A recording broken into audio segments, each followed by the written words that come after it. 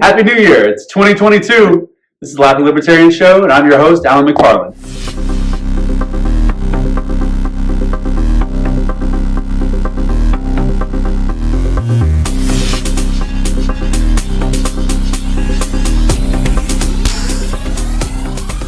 Let me tell you something. Hey, Happy New Year's out there. I hope everyone had a great New Year's Eve and enjoyed it with your favorite people, whether it's your family, your friends, or anyone else out there you happen to meet that night. And maybe a few of you actually watched CNN. And believe me, I know there's probably only a few of you. But the few of you who did definitely know that every anchor on that show was wasted. Whether it was to talk about their haters. I share everything. I don't give a...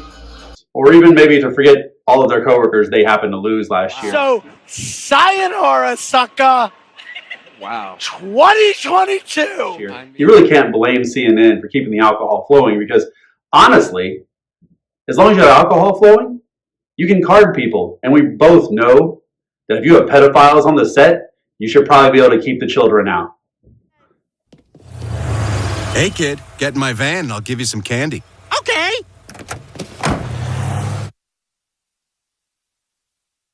Now, you can't blame them for having fun, even if they're having a little too much.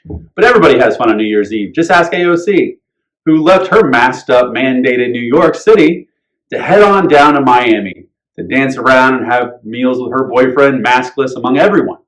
Now, the funny thing about this is, you'd think she'd just have fun celebrating and move on, but not AOC. We definitely know she can't do that. So instead, she has to, take a shot back at us conservatives. And the funniest thing about that is you have a maskless AOC running around Miami, claiming that somehow, some way, us conservatives are infatuated with her, want to see her braless or something. But the rest of us are just sitting around going, why did this woman make it this far? Brainless. But hey, I'm not here to take shots at her. And there's definitely other places out there that would say, I don't know, she has to keep a mask on because of that horse face. But here at the Laughing Libertarian, that's low-hanging fruit. Hey, I don't want to get hung up on AOC here. I'd rather talk about people who understand economics. That brings us to Elon Musk, the guy who gave us Tesla, SpaceX, made Dogecoin relevant. This man is paying $11 billion in taxes this year. That's insane. But that didn't stop Elizabeth Warren from calling him a leech, among other things. Now, $11 billion is 1/11 of what Elon made last year. And you really can't blame Elizabeth Warren. Maybe she has an issue with fractions. We're talking about a woman who's 1/512th Native American, yet believes she actually is Native American.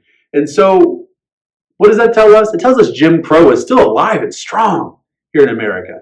It also tells us this is the first time in history that we've seen a Native American lead an African American on a long, dreaded march straight to the IRS office. And in sports, we have Antonio Brown. Talk about a guy who can give us comedy gold.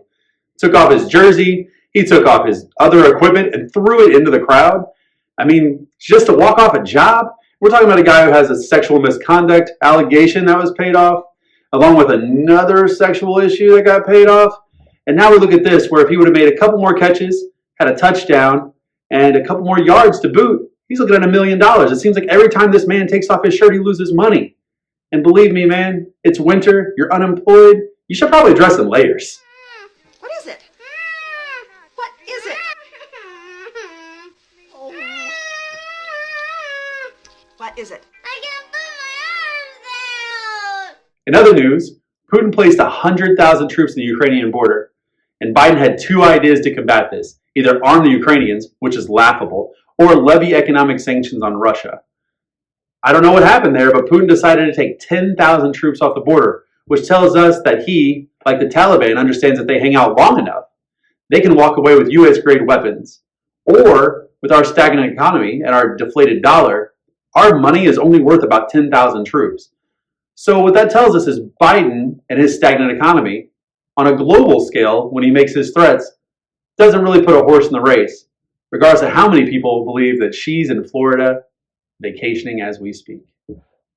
Hey, thanks for joining us here at the Laughing Libertarian. If you liked everything you saw here, subscribe, share it on social media, and definitely smash that like button.